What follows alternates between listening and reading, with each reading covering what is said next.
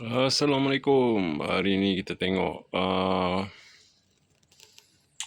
kelulut ni. Kita nampak dia macam swarming lah. Swarming ni maksudnya dia akan duduk dekat sini. Okay.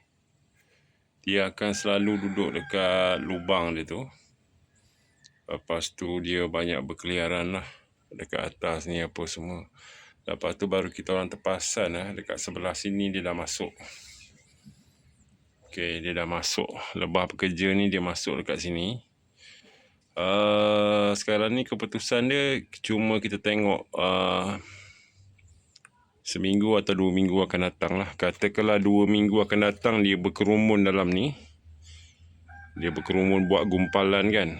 Maknanya, alamak digigit lah. Maknanya dia dah ada ratu baru kat dalam ni.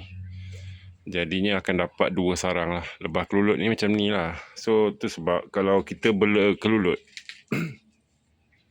pastikan ada lagi kotak-kotak yang kita buat, letak di kawasan sekeliling ni. So dengan harapan dia akan, yang mana ratu baru akan pindah ke tempat yang baru lah. Ni baka dia serang pak. Itama Bakery. Itama Bakery ni dia agak kecil daripada Itama biasa dan dia garang. Kalau dia sengat tu dia macam ketit tu lah. Dia bukannya dia bisa. Alright, tu je. Assalamualaikum. Dapat lah baru punya.